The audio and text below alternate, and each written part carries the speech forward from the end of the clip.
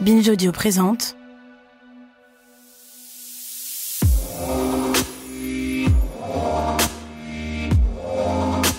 5, 4, 3, 2, 1, 0 ». L'histoire d'Internet, c'est à la fois une histoire personnelle et collective.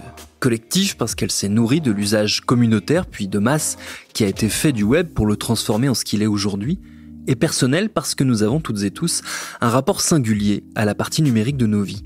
En fonction de notre âge, de notre parcours, de notre métier, de notre sensibilité, nous avons chacun une histoire d'Internet à raconter.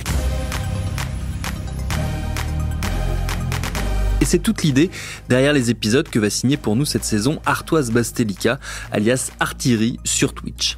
Artoise, on la retrouvera une fois par mois, ici même, pour explorer toutes les facettes de son histoire d'Internet. Et on va commencer tout de suite. Je suis Thomas Rozek et vous écoutez Programme B.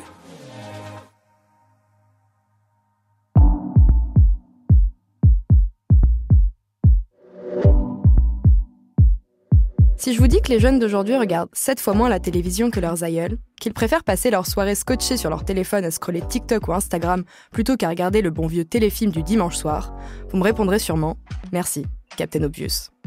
Et ouais, mamie, je suis au regret de t'annoncer que je préfère 1000 fois regarder des vidéos de chats mignons sur Instagram plutôt que de me mater Le Père Noël est une ordure pour la 20e année consécutive.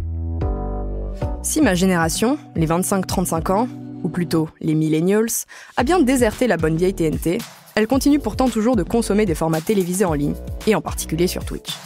J'ai plein de questions là-dessus en tout cas, donc les gens sont, je crois, ils sont un peu chauds sur le sujet. Ouais. On va pouvoir se régaler quoi, dans cette émission. Bonjour tout le monde. Merci en tout cas d'être avec nous. Pour vous situer, Twitch est une plateforme de diffusion de contenu vidéo en tout genre, plus ou moins sérieux. Globalement, c'est un peu comme YouTube, mais c'est spécialisé dans la diffusion en direct. Si Twitch a longtemps été un repère pour les gamers qui pouvaient retransmettre leur partie à un public niche, on trouve aujourd'hui tout type de contenu, et notamment des programmes à gros budget, largement influencés par la télé.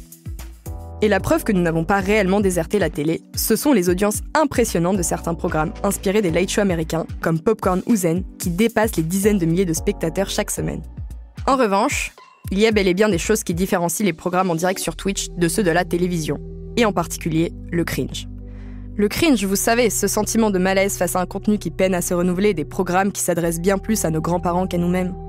Twitch, c'est l'interactivité, le partage avec le chat ou encore la proximité avec les animateurs des programmes. Il ne suffit donc pas de migrer vers un autre support avec la même recette pour séduire à nouveau les millennials. Et pour vous le prouver, j'ai décidé de vous raconter l'histoire de Le Live, ou le flop de la nouvelle télé, la plus malaisante de l'Internet. Avant de rentrer dans le vif du sujet, laissez-moi vous présenter Le Live, un projet de web TV lancé au début de l'année 2020. Le Live, c'est une chaîne qui cherche, dès son lancement, à s'imposer comme un média nouvelle génération, entre gros guillemets, diffusé en direct simultanément sur de nombreuses plateformes en ligne, et notamment sur Twitch. Une chaîne qui se veut également ultra connectée à son audience, ou plutôt sa communauté, et qui propose des émissions autour de la pop culture, de la culture web et du divertissement en ligne censé passionner les millennials. Ouais, rien que ça. Sur le papier, c'est très prometteur. À ce moment-là, d'autres web TV étaient déjà bien implantés. Le Stream, l'autre web TV de Webedia spécialisée dans le jeu vidéo, ou encore Solary et OTP LOL, qui, elles, sont dédiées à la compétition e-sport. De son côté, le Live se présente comme la première chaîne en continu qui s'émancipe des griffes de la culture vidéoludique, avec un contenu plus mainstream. Tout ça dans le but d'attirer une nouvelle audience.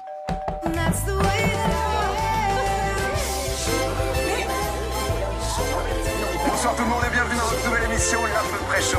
4 candidats vont s'affronter. Le Live, à partir du 3 février, tous les jours, de 17h à minuit.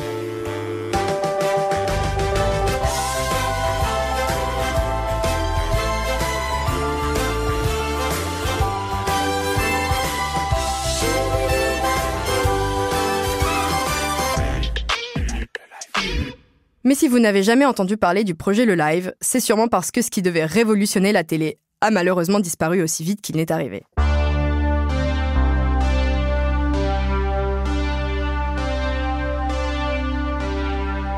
Ce qu'il faut savoir, c'est que le projet a été mené par le mastodonte du divertissement en ligne, j'ai nommé Webedia. Pour ceux qui ne connaissent pas Webedia, c'est actuellement l'une des plus grosses boîtes de production audiovisuelle en France.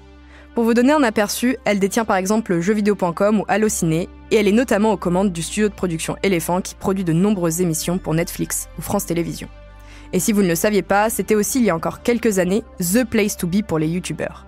De Squeezie à Natou, en passant par Cyprien, McFly et Carlito pour ne citer que, tous ou presque y sont passés. Aujourd'hui, Webedia est très implantée sur Twitch où elle produit des émissions très populaires comme Zen ou Popcorn, dont on a parlé plus tôt. Mais revenons-en à le live. À Webedia, le projet a été tellement catastrophique que c'est devenu un véritable running gag, notamment à cause de la soirée de lancement qui a marqué tous les esprits. Une communication quasi absente, un cruel manque de préparation et d'organisation, de graves problèmes techniques, des propos déplacés, des blagues douteuses. Bref, en voici un petit florilège. Tanguy, comment ça va? Donc j'explique le jeu. Ok. C'est question pour un con. C'est-à-dire qu'on va te poser des questions et tu dois répondre le plus mal possible. D'accord. D'accord? Ok. T'as capté? Ouais. Ok. T'es prête? Ouais. Qui était le 5e président de la 5e République? Hitler. Alors sur le live, les gars, vous allez faire quoi, vous? Raconte. Vas-y. Ça s'appelait comment déjà votre émission? Honnêtement, on sait pas trop. On va soulever des grands-mères, je vous le dis. Venez les annonceurs, on adore ça.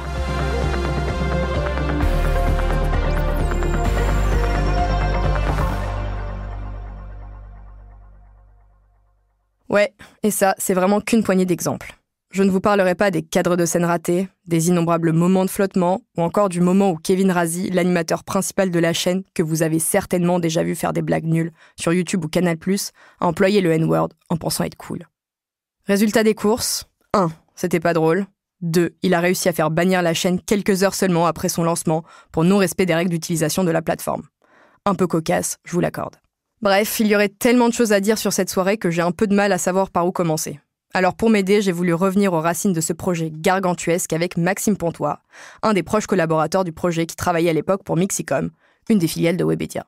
Donc je suis arrivé en chargé de production chez Mixicom pour gérer notamment les productions de McFly et Carlito. Et un beau jour, on m'a parlé d'un projet qui s'appelait le Live. Enfin, qui s'appelait pas encore le Live à ce moment-là, mais en gros, c'était les balbutiements de ce projet. Et du coup, on m'a proposé d'être auteur et animateur à la base sur le Live. Du coup, j'étais chaud, parce que le projet, sur le papier, avait l'air très cool et très intéressant. En gros, le Live, quand ça a été lancé, si tu veux, c'était l'idée de lancer plein de formats. Je crois qu'à la toute base, ils voulaient lancer une grille, limite dès le début, toute la journée, à la toute base. Donc du lundi, mais genre du lundi au dimanche, soirée, journée comprise... Donc, une sacrée grille de programme. L'idée, c'était plus de concurrencer, j'ai l'impression, des chaînes de la TNT, ou dire plus grand public, justement, mais avec très peu de temps pour élaborer cette chaîne. Au final, j'étais rédac-chef sur le papier, mais en fait, je m'occupais du développement des émissions, puis de l'édito. Enfin, en fait, on était au final pas très nombreux sur le projet. Je crois qu'à un moment, j'avais calculé, j'ai bossé en tout sur une 50aine d'émissions, même si des fois, c'était qu'un pitch, tu vois, de base, ou 1 ou 2 réunions. Mais ça faisait beaucoup. Et surtout, moi, il y a un moment, plus le lancement se rapprochait, plus je disais attention, parce qu'on était 2 rédac-chefs, sachant que un des rédac-chefs est parti, on va dire, assez tôt dans le projet, donc a dû être remplacé, donc le temps d'être remplacé et tout. Et donc moi, je gérais, en vrai, 80% de la grille à un moment. C'est un peu un truc qui a été beaucoup dit par rapport au fait que tout a été fait un peu dans le rush, mais on se demande du rush par rapport à quoi? Parce que finalement, qu'est-ce qui vous a forcé à faire tout ça si vite ou à avoir une deadline aussi courte alors que finalement, ça aurait pu peut-être attendre un peu? Enfin, qu'est-ce qui vous a mis la pression? Justement, moi, quand je suis arrivé sur le projet, ça devait être en septembre 2019. Et à la toute base, si je me souviens bien, on devait lancer en novembre. Alors que rien, enfin, je veux dire, l'équipe qu'il y avait en place, ils étaient 4-5 et ils avaient rencontré quelques personnes, mais enfin, tu fais rien en 2 mois, quoi. Donc assez vite, je pense dans le courant septembre, on a dit bon, attention, là c'est vraiment chaud, faut reporter à l'année prochaine. Du coup, ça a été reporté à début février. Mais même là, en fait, plus on avançait, je me souviens, on est arrivé en décembre, on se disait mais attends, en gros il nous reste 2 mois, il y a les vacances de Noël au milieu, on n'a pas de pilote, enfin on est encore en train de rencontrer des gens, enfin c'est compliqué, donc il y en a quelques-uns, bon, on devait être 2, à avoir un peu tiré la sonnette d'alarme, parce qu'on avait des réunions un peu chaque semaine pour piloter ce projet. Mais on n'était pas trop entendus. Et en fait, moi, de ce que j'ai compris, c'est que je pense qu'il y avait déjà des partenaires commerciaux qui avaient été contactés. Et du coup, la deadline de début février avait été calée. Du coup, ils s'étaient dit, non, en fait, on a des financiers derrière qui nous attendent au tournant et il faut qu'on ait quelque chose début février. Vous l'aviez un peu vu venir, du coup. Ouais, totalement. Ouais. La semaine d'avant le lancement, on était en train de faire des pilotes, Mais tu vois, normalement, tu fais un pilote, il y a des trucs qui vont pas, donc tu refais pour... t'améliores derrière et tout. Et là, au final, on faisait des pilotes, mais on n'avait pas le temps d'améliorer des choses.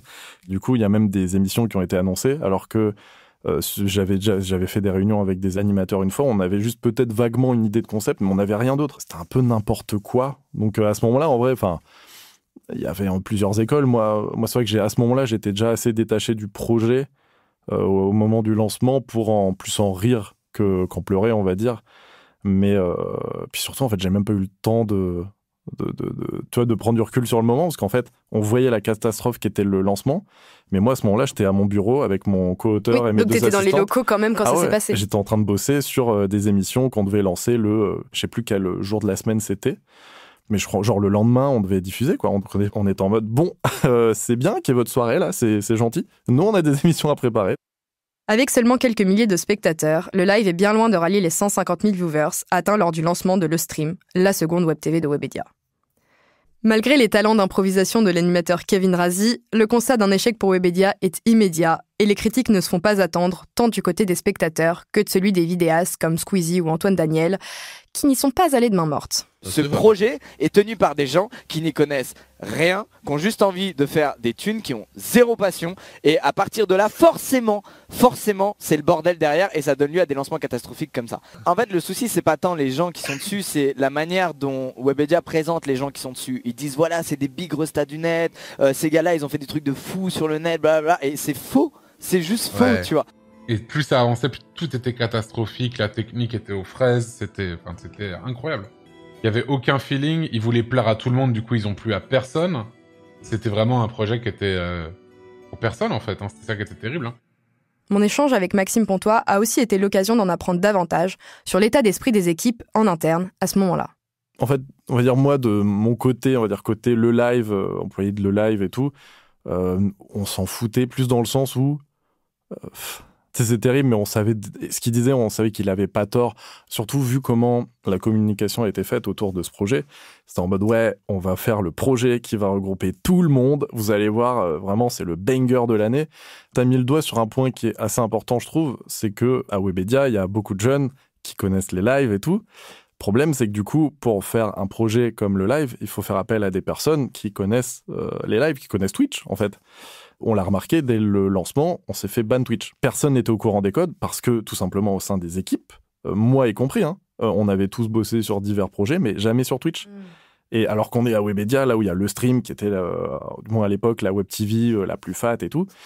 Et en fait, c'est ça le problème, c'est que ça aurait dû, je pense, être... au noyau de ce projet, il y aurait dû avoir des gens dont c'est l'expertise, en fait.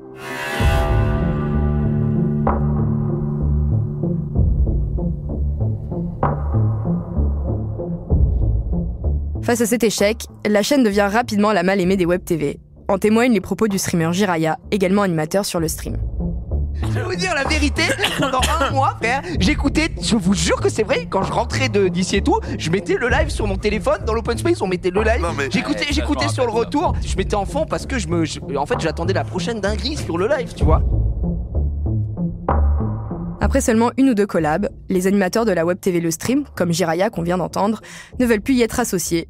Les stats sont catastrophiques, la chaîne n'affiche plus que quelques centaines de spectateurs alors qu'elle en espérait des dizaines de milliers. Et bon nombre de programmes finissent par disparaître après seulement quelques émissions. Les animateurs préfèrent quitter le navire Twitch ou simplement retourner sur leur chaîne perso. Sur les réseaux sociaux, le hate-watching vit de belles heures. On ne parle du live que pour s'en moquer et surtout, tout le monde se demande quand est-ce que tout ça va s'arrêter.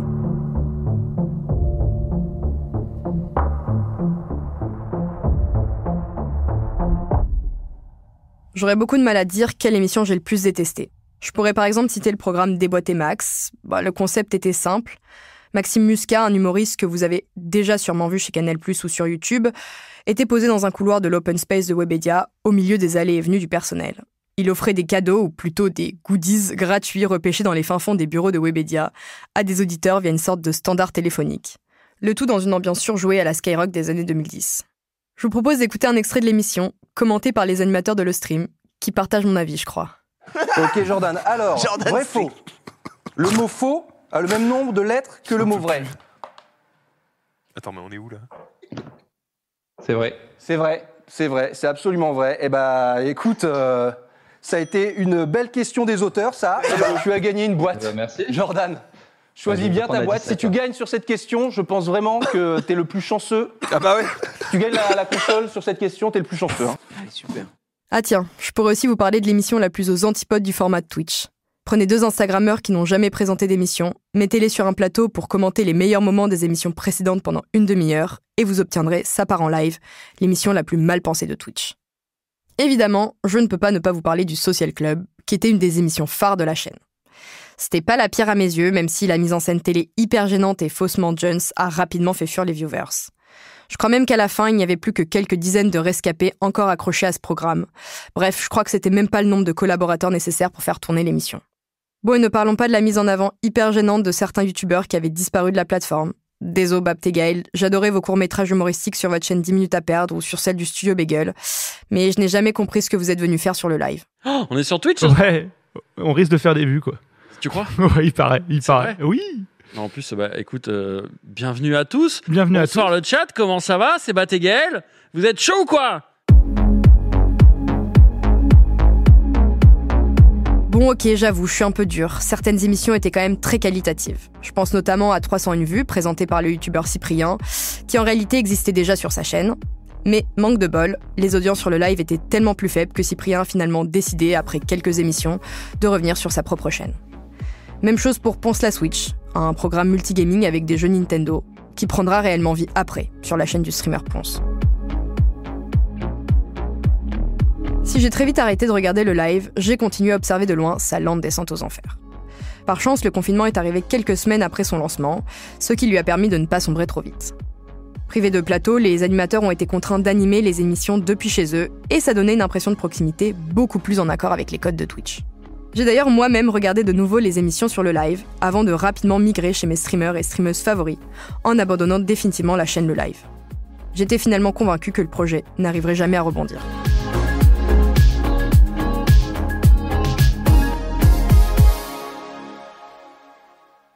Et j'avais vu juste. Petit à petit, la chaîne qui devait venir concurrencer le stream, aussi propriété de Webedia, en se vantant de proposer des programmes plus diversifiés, finit par se faire rattraper par ses ambitions. Au fil des semaines, les quelques animateurs qui étaient présents sur les 2 web TV finissent peu à peu par déserter le live, emportant avec eux leurs fidèles. Les départs précipités des streamers phares de la chaîne ont continué de ternir l'image de la web TV, devenue la risée d'Internet.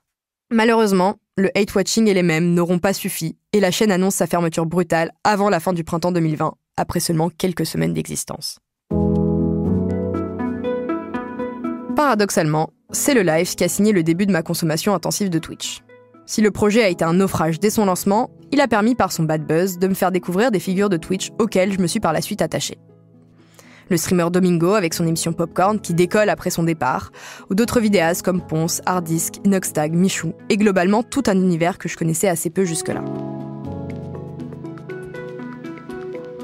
Après la fermeture de la chaîne, le groupe Webedia a rapidement rebondi. Elle a su réinvestir les éléments positifs de Le Live sur son autre chaîne, le stream, en diversifiant son contenu au-delà du jeu vidéo et en s'inspirant régulièrement des formats des jeux télévisés dans ses programmes. Sans jamais vraiment décoller, les audiences du stream ont pu tirer profit de la fermeture de Le Live pendant quelques temps. Mais, 3 ans après la fin de Le Live, Webedia ferme sa 2e web TV le 31 mai 2023 et met définitivement un terme à ses projets de télé en continu sur Twitch.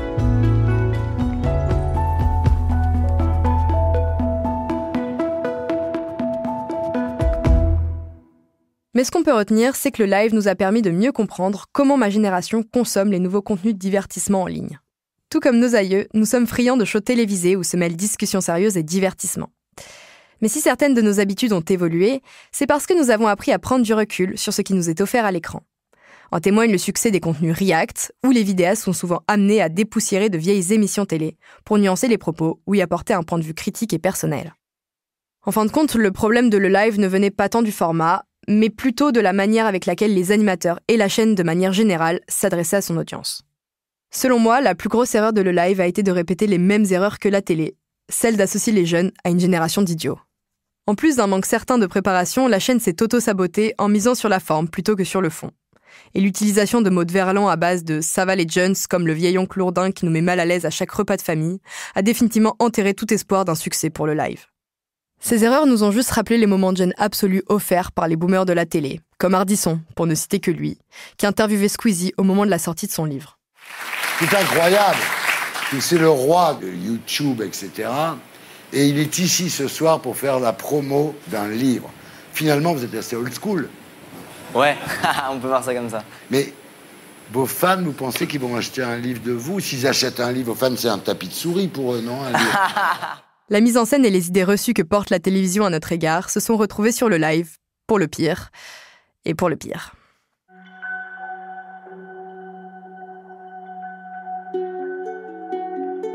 Encore une fois, il ne suffit donc pas de migrer sur un nouveau support pour nous attirer, et encore moins pour nous convaincre.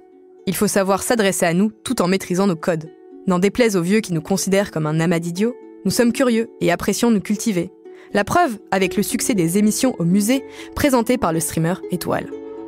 On est au musée d'art moderne de Paris et nous seuls, on est totalement seuls puisque le musée d'art moderne de Paris nous a permis ce soir d'être seuls et de vous permettre de regarder ces lieux. Ça va être un peu un mélange de discussion et de présentation de tableaux. Philippe va nous montrer un peu ce qu'il connaît, il va nous montrer des choses et nous on va réagir avec Ponce, sachant que nous sommes des néophytes.